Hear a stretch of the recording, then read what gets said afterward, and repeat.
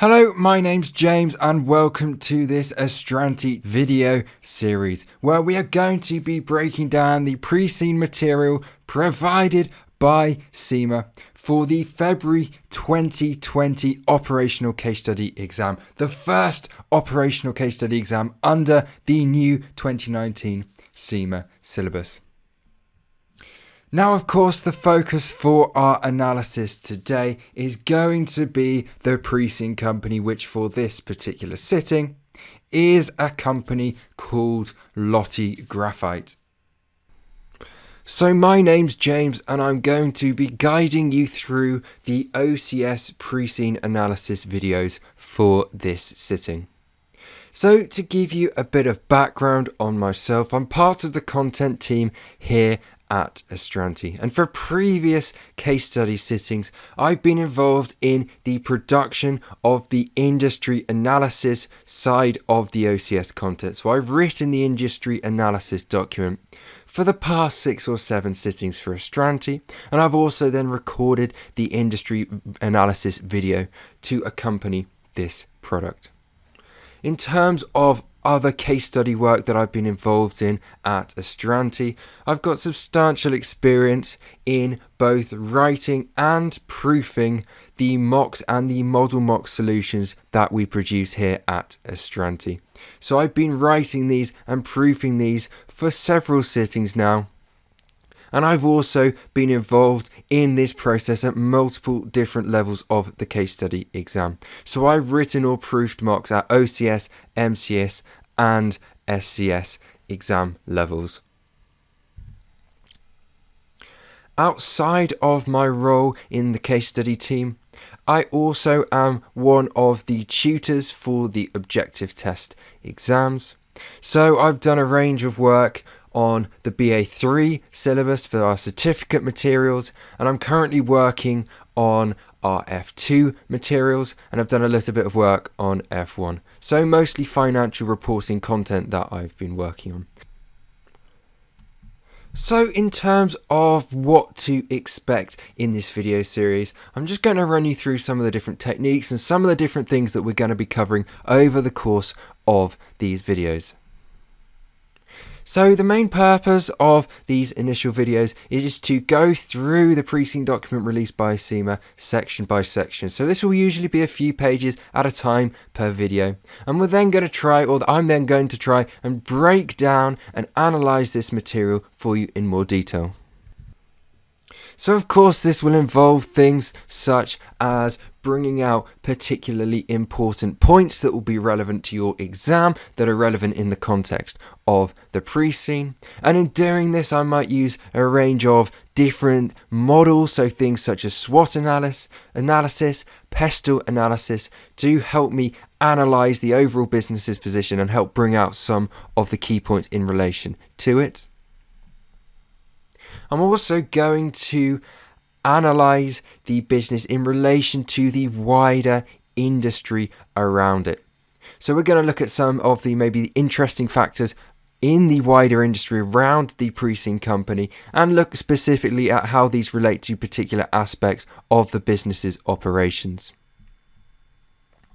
Sort of touched on this point a little bit before, but I'm going to delve into some of the key business models that are relevant to the operational level of the CIMA qualification and look at these in relation to the pre-seen company's particular operations. So things such as Porter's value chain, for instance, may be particular models that I'll look to utilise over the course of these videos.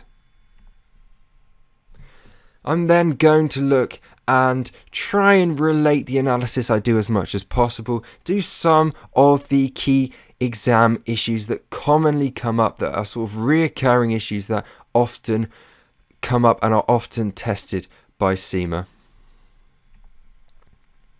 And then part of this will be, as we go through, to just provide little hints and tips about the best way that you can undertake the exam to obviously aim to achieve the highest mark possible you can from your sitting. So after I've been through the sort of section by section analysis focusing specifically on the pre-scene, so this is the first 6 videos of our tuition video series, I will then move on and we have a video known as our strategic analysis video. And essentially in this video we use a model called the rational planning model. Don't worry if you haven't heard of this model yet, it is examinable at later stages of the CIMA qualification. You don't need to know about it for this particular exam. But it is just a useful model for us to employ as part of our sort of analysis of the company's strategy. And what we should be able to do, what we're aiming to do in this video, is to help you build up a really good idea of the company's strategy, where the company's strategy is going, so that when you get into the exam, you're really competent on these areas and you've got a good idea of the company's strategy and its strategic direction. The last video in our series is then our top 10 issues video. And this is quite a self-explanatory video, as the title suggests. Essentially it involves me going through the pre-scene and picking out the top 10 issues that I think will be relevant to the exam, are likely to come up and be tested in the exam, to allow you to focus on these in a little bit more depth. And we'll then look at some of the best ways to prepare for these specific topics, how they might be tested, things like that, to really prepare you for these key potential issues. In terms of how this video series will work and how we recommend that you go about using it, the first point, just to sort of re-emphasize, is that we will be going through the pre-scene like I suggested, section by section, with a few pages at a time covered by a set video. A key point to note here is that I'm conducting this page by page analysis assuming no prior knowledge as I progress. So we'll be tackling things head on essentially. We'll be going through it page by page and I won't be making conclusions based on information at the end of the pre-scene, for instance. We'll be looking at it with fresh eyes each page as it comes. One thing we would advise is not just to rely on my analysis and my video. We would very much recommend that maybe before actually watching a video on a particular section, you read through this yourself and you make some notes and make your own little conclusions based on content. And it may be that you actually come up with some slightly different things to me. That's fair enough. That's all well and good. And that's all part of this revision process.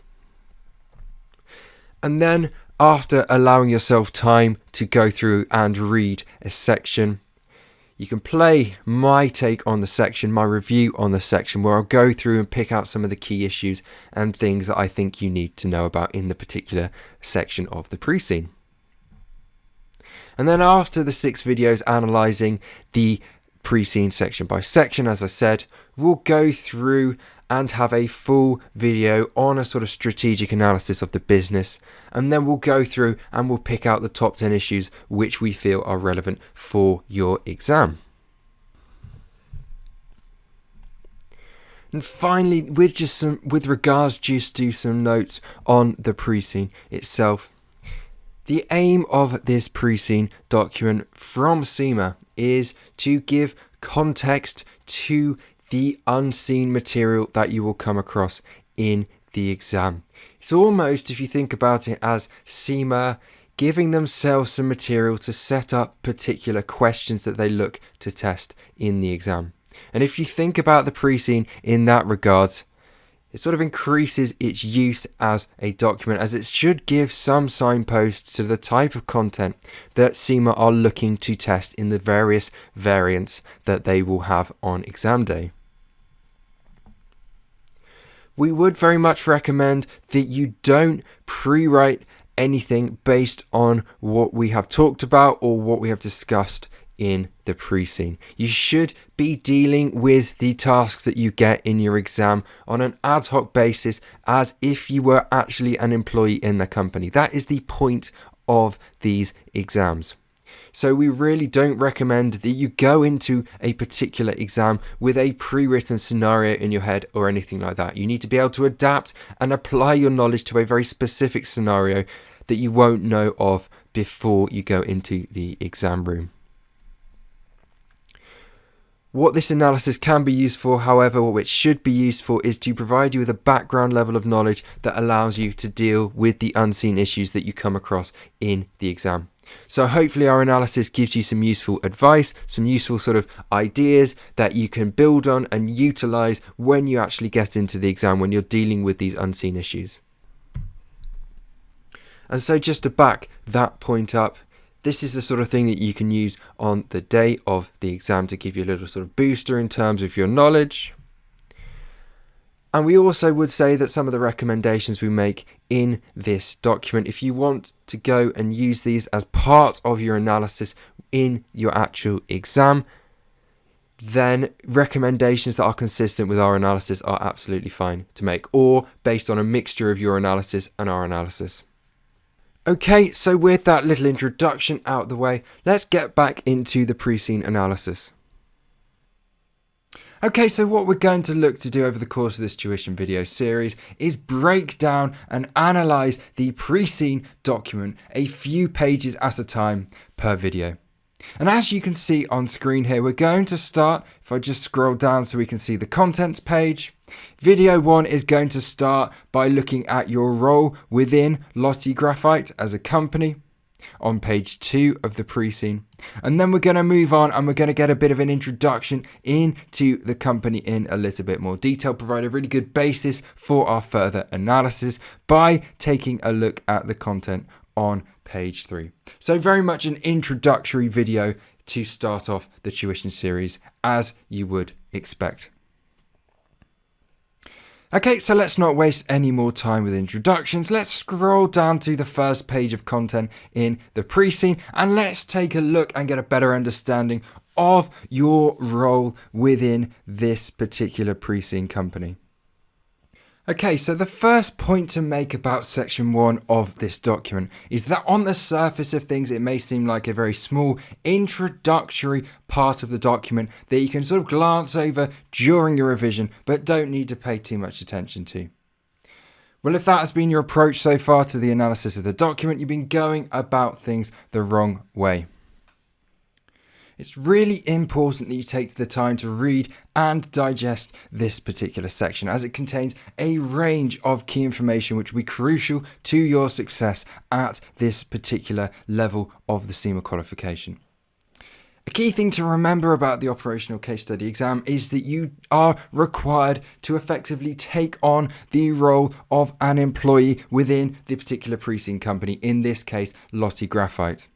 And so therefore this particular paragraph, which describes the requirement of your role within this particular company, is absolutely crucial information for you to read and digest, as really it sets out the requirements upon which you will be tested during the exam, i.e. the requirements of your role within this fictional company.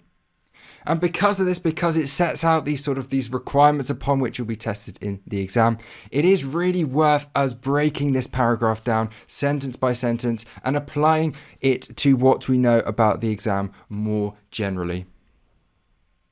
Okay, so let's dive into this paragraph in a little bit more detail. And the first thing we're told about your role within this business is that you are a finance officer working within the finance department of Lottie Graphite, where your role changes regularly. So we have your role clearly set out within Lottie Graphite, but what does it actually mean to be a finance officer working within the finance department of this business? Well, as you can see from the diagram on screen, as a finance officer, you are effectively employed on the lowest rung of the organizational structure or the organizational hierarchy of a business. You're essentially, the smallest fish in the pond, as it were. So as a finance officer, you may have a number of different colleagues all working within the same department, the finance department. And you will then likely be managed by a more senior colleague, the finance manager, who will then report to the finance director of a company, who in turn will then be responsible to the managing director or CEO of a business. So we have a clear hierarchy set up under which you'll need to operate for this exam. So you may be asking at the moment, why is this necessary for us to set out this organisational structure and clarify where a finance officer sits in it? Well, this is a really important process as it sets out the kind of work and the kind of tasks that you'll be asked to be employed in within your role in this organisation. So as a finance officer, typically the kind of work that you will likely be involved in will be work at the operational level of the business. And what this means is that you will be working with more of a short-term focus. You will be producing things such as financial accounting information, management accounting information, and you will also likely be conducting a level of analysis on some of the information that you have been produced. The information that you prepare, the analysis that you do, will then be used by others higher up an organization's food chain, higher up an organization's structure, so finance directors, finance managers, maybe even the managing director and CEO, to make longer term tactical and strategic decisions for the good of the business. So by setting out the role of a finance officer, as you can see on screen at the moment, this is a really useful process for us to undertake, as it essentially allows us to identify the kind of tasks that you will be required to undertake as part of your role as a finance officer within this company, which therefore translates to the kind of tasks that you will be required to undertake within your exam as part of taking on this role. So let's break down this statement on the screen at the moment. Compile information and provide analysis for strategic decision making. We've already talked about how this is what you are going to be required to do as a finance officer within Lottie Graphite, but how does this actually relate to your exam, the task that you're going to be facing in your exam, and of course your ultimate goal of achieving a good grade at the end of your exam? So in your exam, the ability to compile information, what does this demonstrate to the examiner? Well, crucially, it is your opportunity to demonstrate, to showcase your knowledge of the wider accounting topics that you have been studying over the course of your CIMA qualification so far. So what we're looking at here is, can you demonstrate your financial reporting knowledge from F1? Can you demonstrate your management accounting knowledge from P1? And can you demonstrate your business technical knowledge that you've been accumulating from your E1 studies? This is your chance to showcase that knowledge to the examiner. Unfortunately, things aren't quite as simple in the case study exam as simply presenting the knowledge that you have accumulated throughout your objective test exams to this date. That is, after all, what the objective tests are there for. We are looking in the case study exam to test this information in a more real-life context, and what this would necessitate, therefore, as a real finance officer undertaking tasks of this nature, is to undertake a level of analysis on this information. So this is where provide analysis comes into play. A key part of success in case study exams is therefore being able to apply the knowledge you have developed up until this point to more practical scenarios as part of your real life or mock real life role as an actual finance officer within the finance department of Lottie Graphite. So in your exam, you may be presented with a specific scenario, and you will be required, therefore, to demonstrate your knowledge of specific accounting topics in relation to this scenario, and then provide a level of analysis. So apply this knowledge that you have accumulated to the specific scenario. And if you think about these exams in terms of testing your real life suitability as an accountant, this is what you would be doing in your day-to-day role as a real life finance officer. You would be coming across new scenarios that you have no previous knowledge about, and you would be having to demonstrate and then apply your accounting knowledge to solve these scenarios. Okay, so moving on to the final part of the statement, and all we're going to do here is clarify some of the points we talked about earlier in terms of the level of work and the level of information you are providing. So you are providing information for strategic decision making. And what that really means is you're providing information for the company's managing director and maybe even the finance director to make long-term decisions about the business and its strategy going forward. You are essentially facilitating that decision making via your work and via your preparatory analysis. So while you may be asked to provide decisions or maybe asked to provide opinions on specific tasks in the exam, this will have more of a short-term analytical focus and will not be concerned with the long-term overriding strategic direction of the business. Okay, so now that we've clarified what your role as a finance officer encompasses, let's look at your responsibilities in a little bit more detail. So in the pre-scene, we're told that for the past few months, you've principally been responsible for preparing budgets, weekly and monthly management accounts, and also providing cost information to management as required. Okay, so let's pause for a minute and have a think about what this means in terms of the actual exam. Well, from this information and from our knowledge of the 3 syllabuses at OCS level, we can see that your responsibilities are principally centered around management accounting tasks. And if we think about the 3 syllabus pillars, of course, this means we are dealing with content from the P1 syllabus. And so straight away here, we can see that your role and therefore the actual exam itself that you're going to be sitting is going to be dominated by P1 syllabus content. Under the previous 2015 syllabus, we talked about P1 content representing around 50% of the exam. The way the new syllabus, however, is going to be marked means we can't make such defined predictions for the questions that you're going to face in the updated new syllabus case study exams. Your performance in the new exam is going to be assessed against what are known as key learning outcomes or core activities, and there are 6 of these. So what we can do, however, is balance the information that we've just analysed against the weightings of these core outcomes that we know are going to be present in the exam. So core activity A, which can account for up to 18% of your exam, relates to preparing costing information, while core activity B, which can relate to up to 25% of your exam, relates to preparing budgeting information. These 2 learning outcomes are heavily weighted towards P1 topics, and so straight away here we can see that over 40% of the content of your exam could be on key P1 topics. And so what this reinforces straight away is the importance of you brushing up on the key aspects of your P1 technical knowledge. So here we're talking about costing, we're talking about budgeting as has been specified, but we're also talking about things such as variance analysis. Some of the core P1 topics are absolutely crucial parts of your revision for this exam. You will be tested on them, and so it's crucial that your technical knowledge is as good as possible in these areas. Okay, so moving on through the job role. As part of your career program, you're also expected to work on non-management accounting tasks. So here is where the E's and the F's begin to come into play.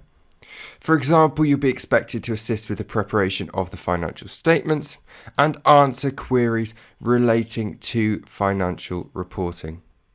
Okay, so if we pause here, this is quite obviously content aimed at the F1 syllabus, which is all about obviously developing your financial accounting knowledge and beginning to apply this knowledge. So we can quite clearly see here how you might be tested on something like a specific accounting standard, something like a specific financial statement.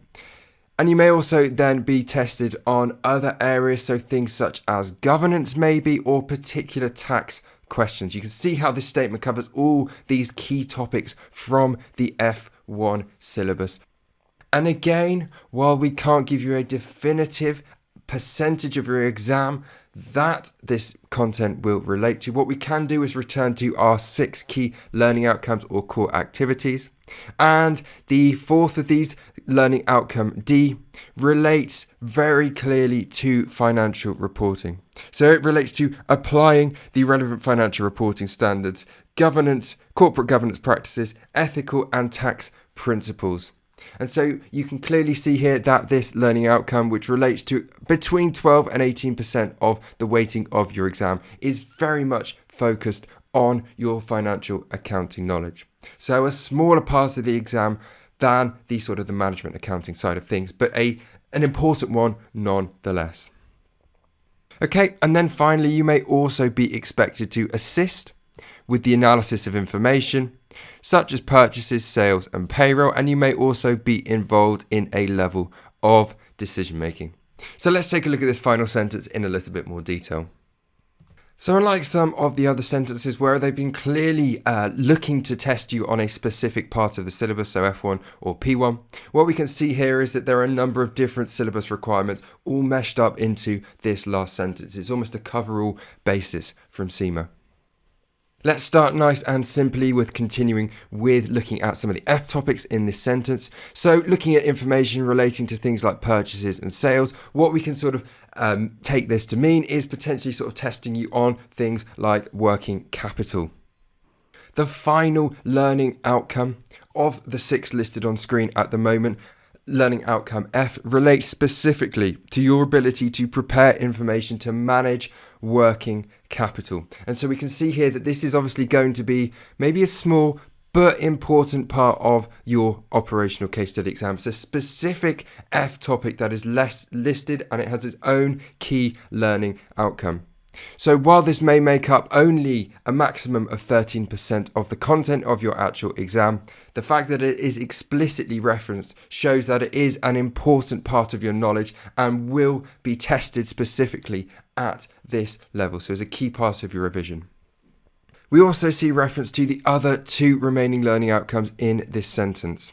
So learning outcome C, which accounts for up to 25% of your exam content, concerns the analysis of performance via financial and non-financial information. And so we can quite clearly see here the fact you're expected to assist with the analysis of information very much directly addresses this learning outcome, which can form up to a quarter of your exam content.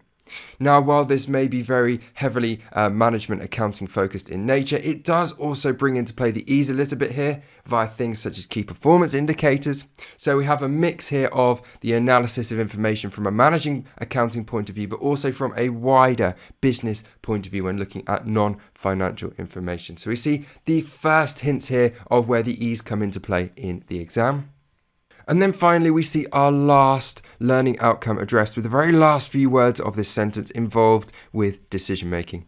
As we talked about previously, you're going to be involved maybe in a level of short-term decision making within your role as a finance officer. Nothing long-term, nothing strategic, but maybe some short-term decision making. And this is specifically referenced in the last key learning outcome, which is to prepare information to support short-term decision making. Again, this accounts for potentially 25% of your exam and relates to key P1 topics, so things such as risk, for instance. And so again, here we can see specifically how we're sort of signposting, or CIMA is signposting, some of the key topics that you will be tested in the exam.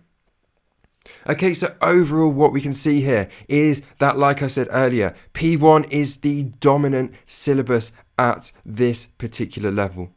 We can't give you a set percentage of questions that will be relating to it or will test this content, but it's clear that getting a really solid grasp of P1, which can sort of be seen to cover 4 of the 6 key learning outcomes that you're going to be tested on at this exam, is going to be a crucial part of your success at operational case study level.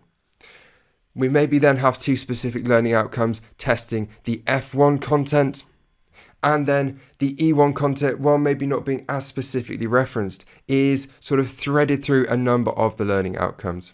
So we've talked about it in relation to learning outcome C, the analysis of information, but we can also see reference to it when we look at learning outcomes A and B in terms of the preparation of information for costing and budgeting.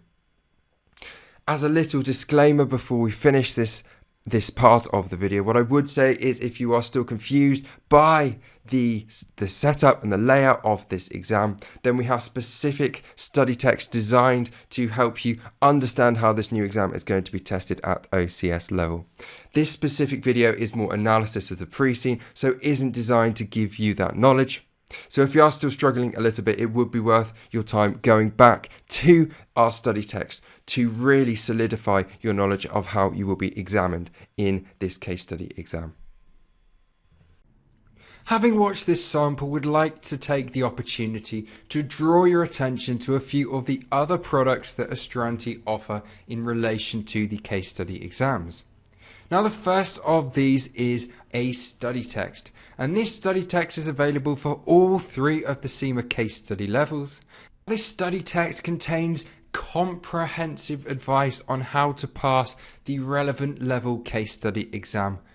This is advice ranging from tips on how the exams are actually marked and what you need to do to get these marks, all the way through to actually writing style and other key advice. These study texts are then supplemented by course videos, and again these course videos touch on some of the key ideas that you need to abide by, that you need to be aware of when looking to pass your case study exams. For individual sittings, we then produce pre-scene analysis videos. Now, these are a range of videos where an expert in the office dissects the pre-scene in minute detail, bringing out some of the key points that you need to be aware of and really giving you a thorough understanding of the company for you to take into your exam. These pre-scene analysis videos are then supplemented by our industry analysis pack. Now, you'll be aware of this if you just watched our sample video, but essentially what this pack contains is an analysis on the industry behind the fictional case study company. So we look at the industry itself, competitors, things like that, really dig into detail here so you don't have to do this as part of your revision. And then crucially, we compare this to the case study company. So what we have here is a video that you've just seen a sample of, but the main thing we produce in this regard is an industry analysis document. On top of these products, we then produce mock exams. So there'll be a range of different mock exams for each case study sitting, and these are designed to be as real life as possible, as close to the real life exam as possible. So we provide not only a range of mock questions, but we also provide comprehensive, detailed model solutions, if you like. So you can compare your answers with the model solutions produced by our experts in-house. On top of this, you can then also choose to have the solutions that you create to our mock exams marked and then personalized feedback provided by CIMA qualified accountants. Now, on top of all these options, we also offer a comprehensive masterclass. And what this masterclass is really good for is those sorts of people who maybe have decided to study for the exam at the last minute, or those of you who just want a sort of comprehensive overview of everything that the exam will cover. And so these are comprehensive recordings which you can either watch live or which you can watch as recordings, covering everything you need to know about the exam. And finally, we do have a lot of confidence in the quality of our material. So if you purchase our full course pack, and if you don't pass your exam, unfortunately, using this pack, then we will offer you a pass guarantee. Essentially, we will provide you with free materials for the next course sitting. So all that's left for me to say is, once again, thank you very much for watching this video and best of luck in your exam from everyone here at Astranti.